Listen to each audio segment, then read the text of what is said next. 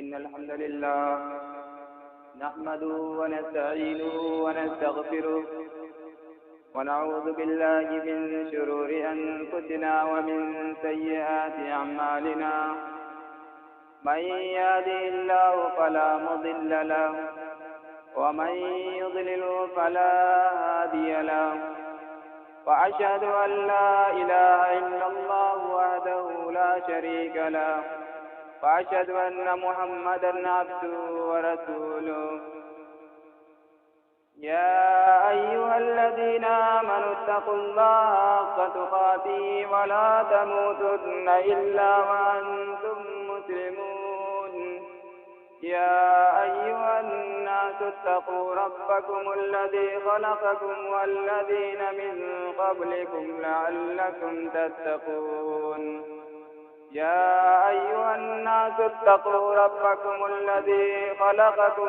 من نفس واحدة وخلق منها زوجها وبث منهما رجالا كثيرا ونساء واتقوا الله الذي تساءلون به والأرحام إن الله كان عليكم رقيبا يا أيها الذين آمنوا اتقوا الله وقولوا قولا سديدا يصلح لكم أعمالكم ويغفر لكم ذنوبكم ومن يطع الله ورسوله فقد فاز فوزا عظيما أما بعد فإن خير الحديث كتاب الله وخير الهدي هدي محمد صلى الله عليه وسلم وشر الأمور محدثاتها وكل محدثة بدعة وكل بدعة ضلالة وكل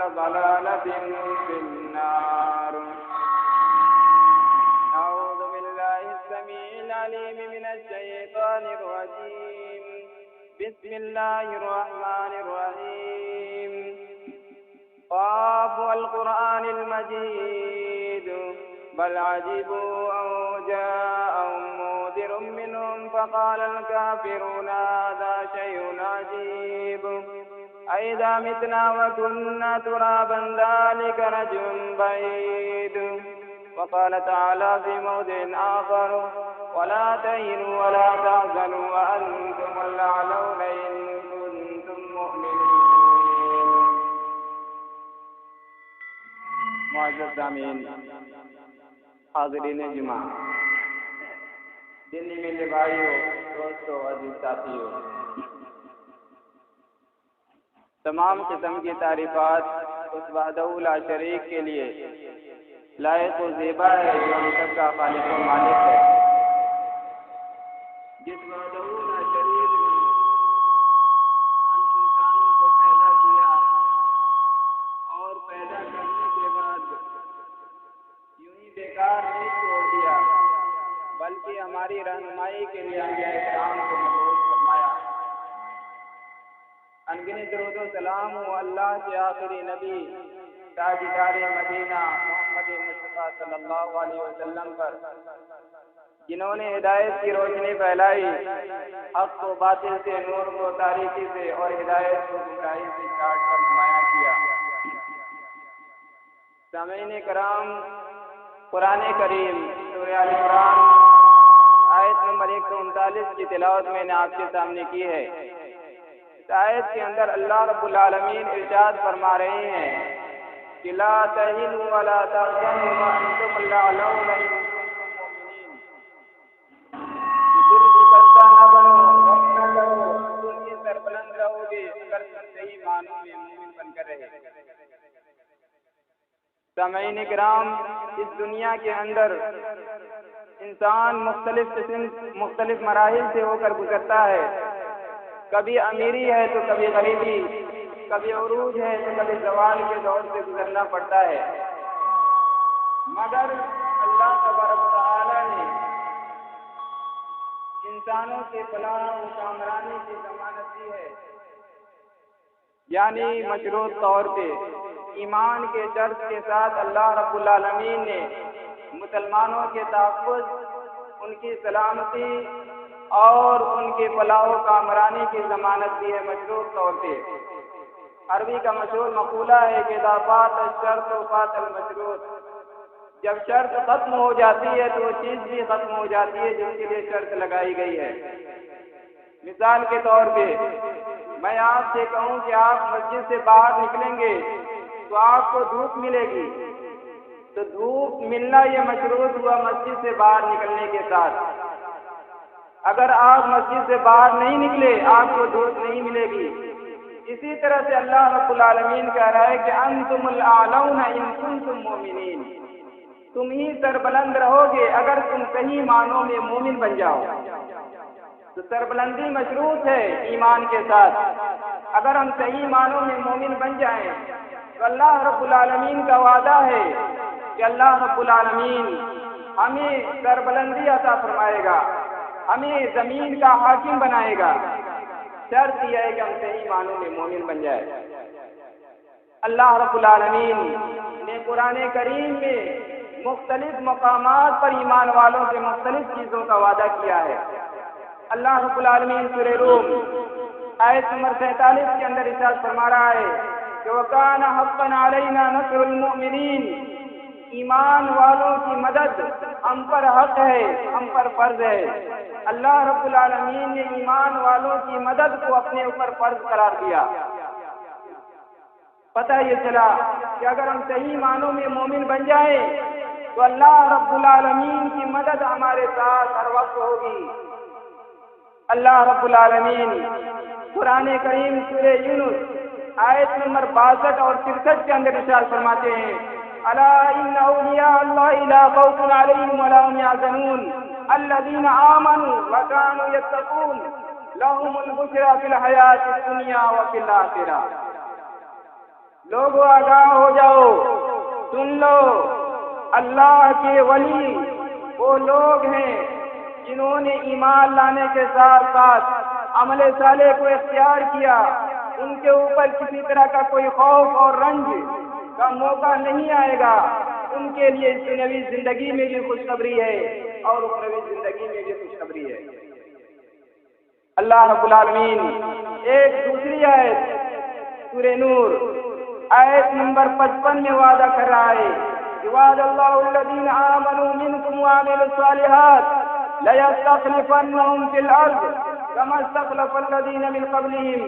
اللہ رب العالمین تم میں سے ان لوگوں سے وعدہ کر رہا ہے جو لوگ ایمان لائے، ایمان لانے کے ساتھ ساتھ عمل صالح کو اختیار کیا، اس زمین کا حاکم انہیں ضرور بھی ضرور بنائے گا۔ جس طرح سے رب کائنات ہم سے پہلے لوگوں کو اس زمین کا حاکم بنا چکا ہے، اور آگے اللہ رب العالمین فرما رہے ہیں کہ تمہارے دین کو، جس دین سے ہم تمہارے لیے راضی ہوئے ہیں، اس دین کو مضبوط بنیادوں پر قائم کر دیں گے اور تمہارے خوف کو امن میں تبدیل کر دیں گے۔ تو اللہ رب العالمین نے اس آیت میں ایمان والوں سے وعدہ کیا جو ایمان لانے کے ساتھ ساتھ عمل صالح کو اختیار کیے ہیں، ان سے وعدہ ہے رب کائنات کا کہ اگر صحیح معنوں میں وہ مومن بن گئے، عمل صالح کو اختیار کر لیا، تو وعدہ ہے رب کائنات کا اس زمین کا حاکم، اس زمین کا حاکم اور اس زمین میں اپنا جانشین انہیں بنائے گا۔ اللہ رب العالمین سورہ اعراف آیت نمبر 96 میں ارشاد فرماتا ہے کہ لو ان اہل القرى آمنوا واتقوا لفتحنا علیہم برکات من السماء والارض۔ اگر بستیوں کے لوگ صحیح معنوں میں ایمان لے آئے، تقویٰ کی روش اختیار کر لیں، تو ہم ان کے اوپر آسمان سے اور زمین سے برکتوں کے دروازوں کو کھول دیں۔ اللہ کا وعدہ ہے، اللہ اپنے وعدے سے پیچھے نہیں ہٹے گا۔ شرط یہ ہے کہ ہم صحیح معنوں میں مومن بن جائیں۔ اللہ کی مدد آسمان سے بھی آئے گی اور زمین سے بھی آئے گی۔ اللہ رب العالمین آسمان سے بارش نازل کرے گا، وقت پر زمین سے فصلیں اگائے گا اور ہم خوشحال ہو کر زندگی بسر کریں گے۔ اللہ رب العالمین سورہ منافقون آیت نمبر 8 کے اندر ارشاد فرما رہا ہے کہ للہ العزت ولرسولہ وللمؤمنین۔ عزت، غلبہ اللہ کے لیے، اس کے رسول کے لیے اور ایمان والوں ہی کے لیے ہے۔ یہاں بھی اللہ رب العالمین نے واضح کر دیا کہ تمہارا ٹکراؤ اگر دشمنان اسلام سے ہو رہا ہے تم غالب ہو جاؤ گے، شرط یہ ہے کہ تم صحیح معنوں میں مومن رہو۔ اور آگے اللہ رب العالمین سورہ مومن آیت نمبر 51 میں ارشاد فرما رہا ہے اِنَّا لَنَنصُرُ رُسُلَنَا وَالَّذِينَ آمَنُوا فِي الْحَيَاةِ الدُّنْيَا وَيَوْمَ يَقُومُ الْأَشْهَادُ، ہم رسولوں کی مدد کرتے رہے ہیں دنیاوی زندگی میں، اور ان لوگوں کی بھی جو لوگ ایمان لائے، اور اس روز بھی ان کی مدد کریں گے جس روز گواہ قائم ہوں گے، یعنی قیامت کے دن۔ اللہ رب العالمین کا یہاں بھی وعدہ ہے کہ ہماری مدد تمہارے ساتھ رہے گی، شرط یہ ہے کہ تم مومن بن کر رہو۔ میرے بھائیو اور دوستو، ایمان ایک ایسا ہتھیار ہے جو بغیر کسی ہتھیار کے ہتھیار والا بنا دیتا۔ ایمان والا کبھی ہراسا دل برداشتہ نہیں ہو سکتا۔ کیسے؟ جب آدمی سچے دل سے اس کلمے کا اقرار کرتا ہے کہ لا الہ الا اللہ محمد رسول اللہ، اللہ کے علاوہ کوئی حقیقی معبود نہیں ہے، محمد اللہ کے رسول ہیں، گویا وہ اس بات کا سنجیدہ اقرار کرتا ہے کہ میں مر سکتا ہوں، مٹ سکتا ہوں، جل سکتا ہوں، لیکن اللہ رب العالمین کے ساتھ کسی دو سے اللہ رب العالمین کے سوا کسی دوسرے سے رشتے عبودیت نہیں جوڑ سکتا۔ جب آدمی اس طرح سے مومن بن جائے، اللہ کی ڈیوٹی پر ہونے کا یقین کر لے، تو پھر اس سے زیادہ جری اور طاقتور کون ہو سکتا ہے؟ خدا کے ساتھ ہونے کا یقین مشکل سے آتا ہے، خدا کے ساتھ ہونے کا یقین مشکل سے آتا ہے، وگرنہ جب خدا ہی ساتھ ہو پھر بے کسی کیسی۔ قرآن کریم میں مختلف مقامات پر اللہ رب العالمین نے موسیٰ اور فرعون کا ذکر کیا ہے۔ ایمان کی طاقت کو دکھلانا مقصود ہے۔ آپ دیکھیے سورہ اعراف آیت نمبر 113 سے 124 کے بیچ میں رب کائنات موسیٰ اور فرعون کا جو مقابلہ ہوا، فرعون کے جادوگروں کا مقابلہ موسیٰ علیہ السلام کا ہوا، اس کا ذکر کر رہا ہے۔ اللہ تعالیٰ اس کا ذکر کر رہا ہے کہ جب اللہ رب العالمین نے موسیٰ علیہ السلام کو بھیجا فرعون کے پاس کہ جاؤ تم اور تمہارے بھائی ہارون جاؤ فرعون کے سامنے دین کی دعوت کو پیش کرو۔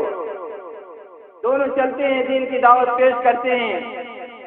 وہ کہتا ہے کوئی معجزہ تمہارے پروردگار نے تمہیں دیا ہو تو دکھلاؤ۔ موسیٰ علیہ السلام کے ہاتھ میں لاٹھی تھی، بطور معجزہ رب کائنات نے عطا کیا، اپنی لاٹھی کو پٹک دیتے ہیں، سانپ بن جاتا ہے۔ فرعون دیکھتا ہے تو فوراً کہتا ہے یہ جادوگر ہے، جادو لے کر آیا ہے، یہ نبی نہیں ہے۔ موسیٰ علیہ السلام کہتے ہیں کہ اگر میں جادوگر ہوں، جادو لے کر آیا ہوں، تو اپنے وقت کے بڑے بڑے جادوگروں کو اکٹھا کر لو، سب سے مقابلہ کراؤ، جس کی جیت ہو جائے اس کی بات پکی ہو جائے گی۔ فرعون خوش ہو گیا، اعلان کرا دیا فلاں دن فلاں وقت فلاں جگہ پہ موسیٰ سے مقابلہ ہے۔ وقت کے بڑے بڑے جادوگروں کو اکٹھا کیا، دور دراز ملکوں سے لوگ سفر کر کے اس دلچسپ مقابلے کو دیکھنے کے لیے حاضر ہوئے۔ جب حاضر ہوئے فرعون کے پاس جادوگر تشریف لائے، فرعون سے کہہ رہے ہیں سورہ اعراف آیت نمبر 113 میں ان لنا لاجرا ان كنا نحن الغالبین، کہ حضور اگر ہم موسیٰ پر غالب آ گئے تو ہمیں بھرپور مزدوری ملے گی نا؟ اس پر فرعون نے کہا نام وَإِنَّكُمْ لَمِنَ الْمُقَرَّبِينَ، مزدوری تو ملے گی پلس میرے قریبی بن جاؤ گے تم لوگ۔ اب بادشاہ کا جو قریبی ہو جائے اس سے بڑی چیز اور کیا ہو سکتی ہے؟ مقابلہ شروع ہوا۔ جادوگروں نے کہا کہ موسیٰ تم شروع کرو گے یا ہم شروع کریں؟ موسیٰ علیہ السلام نے کہا کہ تم ہی شروع کرو۔ جادوگروں نے اپنی رسیاں میدان میں پھینک دی، دوڑتے ہوئے رنگتے کے ساتھ کی شکل میں دکھائی دینے لگے۔ اللہ کا حکم ہوا ان الق عصاک، اے موسیٰ اپنا لاٹھی ڈال دو، اپنا لاٹھی پھینک دو، فَإِذَا هِيَ تَلْقَفُ مَا يَأْفِكُونَ۔ موسیٰ علیہ السلام نے اپنا لاٹھی پھینکا، آن کی آن میں ان کے سارے جھوٹے طلسم کو نگلتا چلا گیا۔ جادوگروں نے جب دیکھا ان کا سینہ حق کے لیے کھل گیا اور بیک آواز یہ صدا بلند کی، آمنا برب العالمین رب موسیٰ و ہارون، ہم سب کے سب سارے جہان کے رب پر ایمان لے آئے جو موسیٰ اور ہارون کا رب ہے۔ فرعون نے دیکھا کہ معاملہ الٹا ہو گیا، پانچا پلٹ گیا، نتیجہ توقعات کے خلاف نکلا، دھمکی دینا شروع کر دیا، کہا آمنتم بھی قبل ان آذن لکم ان ھذا لمکر مکرتموہ فی المدینہ لتخرجوا منہا اہلہا فسوف تعلمون۔ یہ کوئی خفیہ سازش ہے جو تم لوگوں نے اس دارالسلطنت میں رچی ہے تاکہ یہاں کے لوگوں کو یہاں سے نکال لے جاؤ، یہاں کے لوگوں کو بھگا لے جاؤ۔ فسوف تعلمون، ان قریب میں تمہاری خبر لے ہی رہا ہوں۔ دھمکی دینا شروع کیا، کہا لأقطعن أيديكم وأرجلكم من خلاف ثم لأصلبنكم أجمعين، تمہارے ہاتھ اور پاؤں مخالف سمتوں سے کٹوا کر تم سب کو سولی پر لٹکوا دوں گا۔ دھمکی دے دیا۔ ایمانی طاقت جب جادوگروں کے دل میں گھس گئی، انہوں نے کیا جواب دیا؟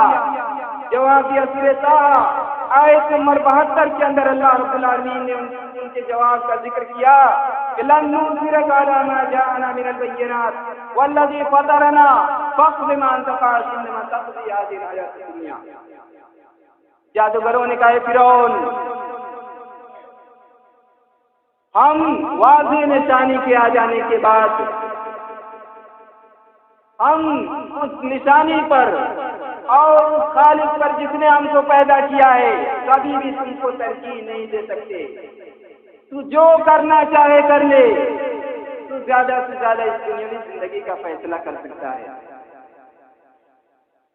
یہاں بتلانا مقصود یہ تھا کہ ایمانی طاقت جب ان کے دل میں آئی، جادوگروں کے دل میں، تو فرعون جیسے سرکش بادشاہ کے سامنے علل اعلان ڈنکے کی چوٹ پر جادوگروں نے حق سے متزلزل نہ ہونے کا اعلان کیا اور یہ کہہ دیا کہ جو جی آئے کر لے، اب ہم اس دین سے پھر نہیں سکتے۔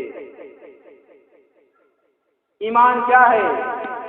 ایمان کا تعلق اسلام کے ساتھ ایسے ہی ہے جیسے بیج کا تعلق پودے کے ساتھ ہوتا ہے۔ جب بنیاد کا تعلق عمارت کے ساتھ ہوتا ہے، بغیر بیج کے کوئی پودا اگ نہیں سکتا، بغیر بنیاد کے کوئی عمارت کھڑی نہیں ہو سکتی۔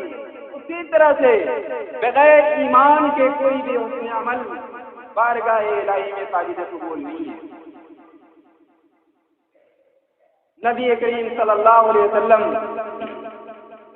نے جب توحید کی دعوت لوگوں کے سامنے پیش کی تو لوگ آپ کے جانی دشمن بن گئے۔ غیر تو غیر تھے، آپ کے خاندان والے، آپ کے قریبی رشتے دار آپ کے دشمن بن گئے، آپ کے پیچھے پڑ گئے، لیکن اللہ رب العالمین کا وعدہ انہیں یاد تھا کہ رب کائنات نے وعدہ کیا ہے کہ اگر تم صحیح معنوں میں مومن بن کر رہے تو ہماری مدد تمہارے ساتھ ہمیشہ رہے گی اور تم ہمیشہ دشمنوں پر غالب رہو گے۔ اسی وعدے کو لے کر صحابہ کرام جہاں بھی رہتے تھے شیر کی طرح سے رہتے تھے، اپنے سے 10 فوجوں سے ٹکرا جاتے تھے اور جب ان سے ٹکر ہوتا تھا تو پہاڑ کی طرح سے اپنی جگہ پر ڈٹے رہتے تھے۔ غزوہ بدر میں دیکھیے مسلمانوں کی تعداد 313، کافروں کی تعداد 1000، پھر بھی مسلمان نہ ہچکے نہ جھنکے بلکہ انتہائی جوامردی کے ساتھ مقابلہ کیا اور کافروں کے پرچمے اڑا دیے۔ غزوہ خندق میں دیکھیے مسلم فوج کی تعداد 3000 ہے، ان کے مقابلے میں کافروں کی تعداد 10,000 سے زیادہ ہے، لیکن اس جنگ میں بھی مسلمانوں نے غلبہ حاصل کیا۔ اور اس کے علاوہ غزوہ احد، غزوہ خیبر کو دیکھیے، اس میں بھی مسلمانوں نے اپنے سے 3 گنی زیادہ فوجوں سے مقابلہ کیا اور ان کو شکست پاس دی۔ یہی نہیں، نبی کریم صلی اللہ علیہ وسلم کے وفات کے بعد کی تاریخ دیکھی جائے جو رومیوں اور ایرانیوں سے ہوئی، اس میں بھی یہی نظر آئے گا کہ مٹھی بھر مسلمانوں نے کیسر و کسریٰ رومیوں مٹھی بھر مسلمانوں نے ان کے پرچکے اڑا دیے اور ان کو شکست پاس دی، کیسر و کسریٰ جیسی حکومتوں کو اپنے ہاتھ میں لے لیا۔ پہلے کے لوگوں کو اللہ کے وعدے پر کامل یقین تھا، انہیں ڈرایا جاتا تھا کسی چیز سے، خطرناک خوفناک چیز سے، تو ڈرنے کے بجائے ان کے ایمان میں اضافہ ہوتا تھا۔ اللہ رب العالمین سورہ اعراف، سورہ آل عمران آیت نمبر 173 کے اندر اللہ رب العالمین ذکر کر رہا ہے کہ جب عبداللہ بن ابی بن سلول جو منافقوں کا سردار تھا، اس نے ایک بیٹھک کی اور اس بیٹھک میں اس نے یہ تجویز رکھی کہ چلو مسلمانوں کو ڈرایا جائے، ان کے دل میں خوف کو ڈالا جائے، ان سے کہا جائے کہ دشمنوں کی ایک جماعت ہے جو تم پر حملہ کرنا چاہتی ہے، تاکہ ان کی طاقت بکھر جائے۔ یہ بات مسلمانوں تک پہنچی، ان کے دل میں جو ایمان تھا، ایمانی جوش میں اضافہ ہوا۔ رب کائنات نے قرآن کی آیت نازل کر دی کہ الذین قال لهم الناس ان الناس قد جمعوا لكم فاخشوهم فزادهم ایمانا وقالوا حسبنا اللہ ونعم الوکیل۔ ان لوگوں نے کہا کہ کچھ لوگ اکٹھا ہوئے تم پر حملہ کرنے کے لیے، تو تم لوگ ڈر جاؤ۔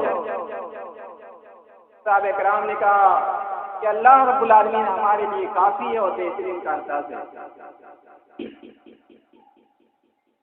دراصل ایمان اور یقین کی طاقت ہی اصل طاقت ہوتی ہے۔ ایمان نہ ہو تو معمولی سی قربانی بھی دینے سے آدمی پیچھے ہٹے گا۔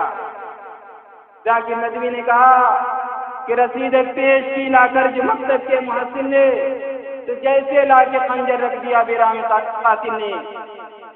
ایک محسن، ایک مچنف جو آپ کے سر کے وبال کو، بوجھ کو کم کرنے کے لیے، اسے دور کرنے کے لیے آپ کے دروازے پر آتا ہے رسید لے کر، تاکہ آپ کے سر کے وبال کو دور کرے۔ جو بوجھ آپ کے اوپر لدا ہوا ہے اس کو اتارے، آپ اسے دیکھ کر بھاگتے ہیں۔ یہ ہے ایمانی کمزوری، یہ ہے ایمانی کمزوری۔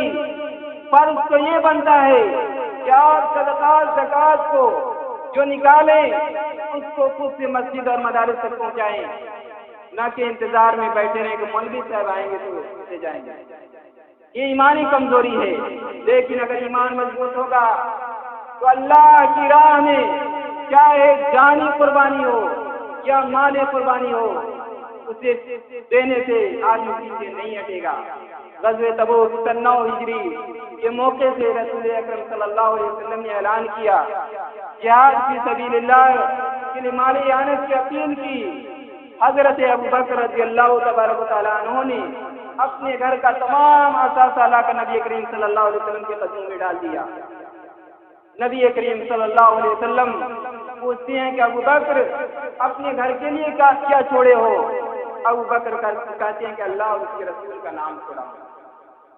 میرے بھائیو اور دوستو، یہ ایمانی مضبوطی ہے۔ ایمان اگر مضبوط ہوگا تو اس طرح سے قربانی پیش کرے گا آدمی۔ لیکن اگر ایمانی کمزوری ہوگی، ایمان میں کمزوری ہوگی، تو معمولی سی قربانی دینے سے آدمی پیچھے ہٹے گا، منہ پھیرے گا۔ اللہ رب العالمین اسی لیے قرآن کریم سورہ نساء آیت نمبر 36 کے اندر ارشاد فرمایا، یا ایھا الذین آمنوا آمنوا باللہ ورسولہ والکتاب الذی نزل علی رسولہ والکتاب الذی انزل من قبل۔ اے ایمان والو، ایمان لے آؤ اللہ پر، اس کے رسول پر اور اس کتاب پر جو اس نے اپنے رسول پر نازل کی ہے، اور اس کتاب پر جو اس سے پہلے نازل کی گئی ہے۔ اس آیت کے اندر ذرا غور کیجیے کہ رب کائنات ایمان والوں سے کہہ رہا ہے کہ ایمان لے آؤ۔ کافروں سے کہنا چاہیے کہ اے کافروں تم لوگ ایمان لے آؤ. اللہ رب العالمین کہہ رہا ہے ایمان والو تم لوگ ایمان لے آؤ. ایک عجیب سی بات ہے کہ ایک آدمی کھانا کھا رہا ہے, پھر اس میں سے یہ کیوں کہا جا رہا ہے کہ ایک کھانا کھانے والے کھانا کھاؤ؟ ایک بھوکے آدمی سے کہا جاتا. مطلب یہ ہے کہ یہ نہیں کہ تم انکار کا راستہ چھوڑ کر اقرار کا راستہ اپنا لو, نہ ماننے والوں کی جماعت کو چھوڑ کر ماننے والوں کی جماعت میں آ جاؤ, بلکہ جو کچھ تم نے مانا ہے دل کی گہرائیوں سے مانو. جب تک زندہ رہو اس پر عمل پیرا رہو, عملی جامہ پہناؤ, اور جو تم نے اقرار کیا لا الہ الا اللہ محمد رسول اللہ, حقیقی معبود اللہ کے سوا کوئی نہیں, محمد اللہ کے رسول ہیں, اپنے اس اقرار کو اپنے اس وعدے کو عملاً نبھاؤ اور ثابت کر کے دکھاؤ. اللہ رب العالمین سورۃ توبہ آیت نمبر 11 میں ارشاد فرماتا ہے کہ ان اللہ اشتری من المؤمنین انفسهم واموالهم بان لهم الجنہ. اللہ رب العالمین نے مومنوں کی جان اور مال کو جنت کے بدلے خرید لیا ہے. اللہ رب العالمین نے ہمارے جان اور مال کو جنت کے بدلے خرید لیا ہے. تو جب ہم نے اپنی جان اور مال کو اللہ رب العالمین کے ہاتھوں فروخت کر دیا ہے اور اللہ رب العالمین کی طرف سے اس وعدے کو ہمیں قبول کر لیا ہے تو مرنے کے بعد ہمیں جنت دے گا, تو پھر ہماری جان اور مال کا استعمال اسی کی مرضی کے مطابق ہونی چاہیے, اس کی مرضی کے خلاف نہیں ہونا چاہیے, شیطان کی مرضی کے موافق نہیں ہونی چاہیے. اگر اللہ کے بندے ہیں تو اللہ کے حکموں پر ہمیں چلنا پڑے گا. اگر ہم نے صحیح معنوں میں اللہ رب العالمین کے اس وعدے کو قبول کیا ہے کہ مرنے کے بعد ہمیں جنت دے گا, تو ہم اپنی جان اور مال کا استعمال کتاب و سنت کے مطابق کریں. ایک مومن کی مثال ویسے ہی ہے جیسے کھوٹے سے بندھا ہوا گھوڑا. ایک کھوٹے سے بندھا ہوا گھوڑا لاکھ اچھلے کودے لیکن گلے کی رسی مجبور کرتی ہے کہ کچھ محدود دائرے تک جا کر گھوم کر کھوٹے کے پاس آئے. وہی ایک مسلمان کا منہج ہونا چاہیے کہ غلطی ہو جائے لیکن اللہ رب العالمین کے دربار میں حاضر ہو کر اس سے معافی مانگے. جب ہم اسلام کی نکیل کو اپنے ناز میں ڈال چکے ہیں, اسلام کی رسی کو اپنے گردن میں ڈال چکے ہیں, اس کھوٹے میں ہم اپنے آپ کو باندھ چکے ہیں, تو پھر ہم کتنا سرکش انسان ہو چکے ہیں کہ اللہ اور اس کے رسول کے حکم کی پامالی کرتے ہیں اور اس رسی کو توڑ کر ہم غیر اللہ کے سامنے جھکتے ہیں, یعنی شیطان کی پرستش کرتے ہیں. شیطان جو کہتا ہے وہ مانتے ہیں, اللہ اور اس کے رسول کے حکم کی فرما برداری ہم سے نہیں ہوتی. میرے بھائیوں اور دوستوں, غور کرنے کا مقام ہے. ہمیں سوچنا چاہیے کہ اللہ رب العالمین نے پیدا کیا ہم کو, وہی روزی دیتا ہے, وہی ساری چیزوں کو ہمارے لیے مہیا کیا ہے, پھر ہم اس کی عبادت کیوں نہیں کرتے؟ جب ہم نے لا الہ الا اللہ محمد رسول اللہ کا اقرار کیا ہے, عملاً اس کو ثابت کیوں نہیں کرتے کہ اللہ ایک ہے اور محمد صلی اللہ علیہ وسلم اللہ کے رسول ہیں؟ اقرار ہم اس بات کا کر رہے ہیں کہ اللہ ایک ہے, پرستش دوسرے کی کر رہے ہیں. اقرار ہم اس بات کا کر رہے ہیں کہ محمد اللہ کے رسول ہیں اور نبی کریم صلی اللہ علیہ وسلم کے بتلائے ہوئے طریقے سے ہٹے ہوئے ہیں. اللہ رب العالمین ایک ایمان والے, ایک مومن کے لیے کا ذکر کر رہا ہے کہ ایک مومن صحیح معنوں میں اگر مومن ہو جائے تو اس دنیاوی زندگی میں ہم اسے پاکیزہ زندگی دیں گے. سورہ نحل آیت نمبر 97 کے اندر اللہ رب العالمین ارشاد فرما رہا ہے کہ من عامل صالحا من ذکر او انثى وهو مؤمن فلنحيينه حیاتا طیبہ. جو بھی نیک عمل کرے گا چاہے وہ مرد ہو یا عورت, ہم اسے پاکیزہ زندگی دیں گے. اب اس کا مطلب یہ نہیں ہوگا کہ ہم اسے مالدار بنا دیں گے, نہیں, پاکیزہ زندگی دیں گے, عزت و محبوبیت کی زندگی دیں گے. مثال کے طور پہ مسجد کے سامنے یا کسی روڈ کے بغل میں ایک پھلدار درخت لگا ہوا ہو, جس کے سائے سے لوگ فائدہ اٹھاتے ہوں، کوئی بھی آدمی نہیں چاہے گا کہ اس درخت کو کاٹا جائے۔ ٹھیک اسی طرح سے اللہ رب العالمین ایک مومن کو زندگی دے گا، پاکیزہ زندگی۔ کوئی بھی آدمی نہیں چاہے گا کہ اسے کسی طرح کی تکلیف ہو، لیکن اس کے برعکس اگر کوئی آدمی بے ایمان ہوگا، اس کے ایمان میں کھوٹاپن ہوگا، تو اللہ رب العالمین اس کی زندگی کو تنگ کر دے گا، لوگوں کے حوالے کر دے گا، لوگ اسے ستاتے رہیں گے۔ اس کی مثال ٹھیک ویسے ہی ہے جیسے ایک سڑک کے بغل میں ایک ببول کا پیڑ ہو، اس سے کانٹے سڑک پہ گرتے ہوں، چلنے والوں کو تکلیف ہوتی ہو۔ اب اگر کوئی آدمی آ کر اس درخت کو کاٹنے لگے تو سبھی لوگ خوش ہوں گے کہ بڑا اچھا کام کر رہا ہے۔ ٹھیک یہی مثال ہے ایک دین سے پھرے ہوئے آدمی کی، اللہ رب العالمین اس کی زندگی ویسے ہی کر دے گا۔ دوسرا شخص چاہے گا کہ کسی طرح سے پریشانی آتی رہے اس کے اوپر، یہ پریشانی میں مبتلا رہے۔ اللہ رب العالمین سورۃ طٰہٰ آیت نمبر 124، 25، 26 کے اندر ذکر کر رہا ہے کہ من اعرض عن ذکری فإن له معیشة ضنکا ونحشره یوم القیامة اعما قال رب لما حشرتنی اعما وقد كنت بصیرا قال كذلك اتتك آیاتنا فنسیتها كذلك اليوم تنسا۔ اللہ رب العالمین کہہ رہا ہے کہ جو بھی میرے ذکر سے اعراض کرے گا، منہ پھیرے گا، ہم اس کی زندگی کو تنگ کر دیں گے اور قیامت کے دن اسے اندھا اٹھائیں گے۔ تو کہے گا اللہ، میں تو دنیاوی زندگی میں بینا تھا، آنکھ والا تھا، دیکھتا تھا، آج مجھے اندھا کیوں اٹھایا؟ اللہ رب العالمین کہے گا دنیاوی زندگی میں اسی طرح سے تمہارے پاس ہماری آیتیں گئی، لیکن تم نے ان آیتوں کو بھلا دیا، اسی لیے ہم آج میں اندھا اٹھا رہے ہیں۔ اللہ کے ذکر سے اعراض کرنا۔ بہت پہلے لکھنؤ کے ایک اخبار ندائے ملت نے ایک واقعہ نقل کیا 20 سال پہلے، اللہ کے ذکر سے اعراض کرنے کا کیسے بھیانک انجام کیسا ہوتا ہے۔ اس میں لکھا ہے کہ غازی آباد سے ایک سڑک دہلی کو جاتی ہے، اسی بیچ میں ایک چھوٹا سا قصبہ آباد ہے۔ اس قصبے کے ایک امیر گھرانے میں 2 لڑکوں کی شادی تھی۔ شادی سے ایک روز قبل دہلی سے طوائفوں کو انہوں نے بلوایا ناچ گانے کے لیے۔ آنے کے بعد پروگرام شروع ہوا، راتوں رات چلتا رہا پروگرام۔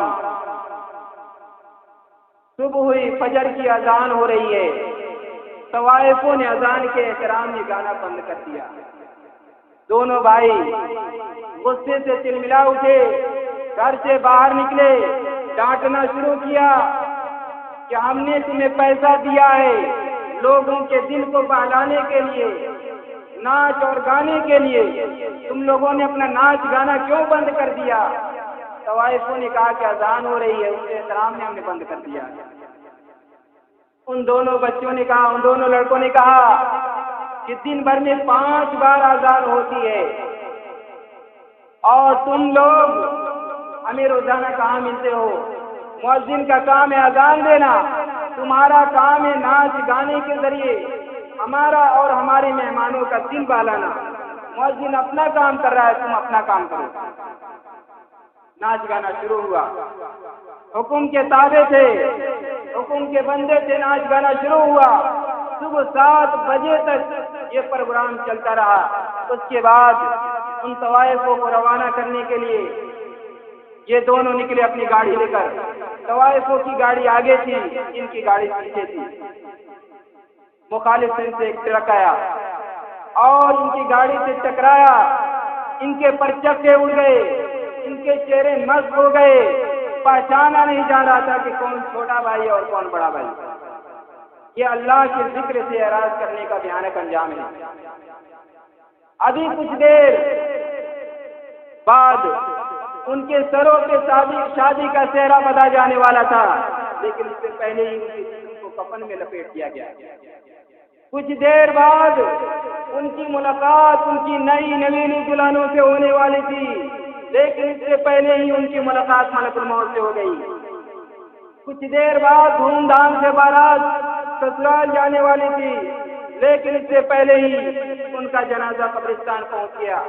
اللہ کے ذکر سے اعراض کرنے کا بھیانک انجام ہوا۔ میرے بھائی اور دوستو، غور کیجیے، سوچیے، آج ہم بھی مؤذن اذان دیتا ہے، گھر میں بیٹھے ٹی وی چلاتے ہیں، بند کرنے کی توفیق نہیں ہوتی۔ بہت سے لوگ نوجوان ہمارے گانے سنتے رہتے ہیں، اذان ہوتی ہے، مؤذن اذان دے رہا ہے، گانے سن رہے ادھر۔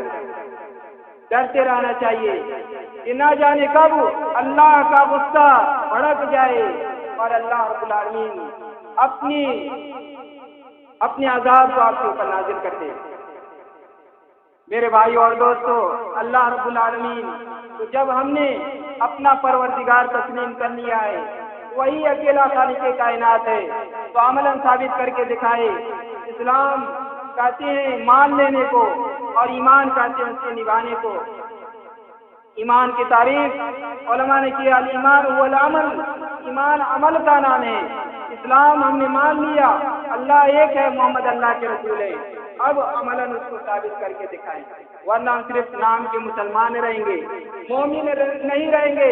اسی لیے اللہ رب العالمین نے قرآن کریم میں مسلمانوں سے وعدہ نہیں کیا، مومنوں سے وعدہ کیا کہ اگر تم صحیح معنوں میں مومن ہو جاؤ تو ہم تمہیں جنت دیں گے، ہم تمہیں یہ چیزیں ہم تمہیں دنیاوی زندگی میں دیں گے۔ آج ایمانی کمزوری ہے جس کی وجہ کر ہم مختلف پریشانیوں میں پھنسے ہوئے ہیں۔ ہم اپنی حالت کے بدلنے کے ذمہ دار خود ہیں میرے بھائی اور دوستوں۔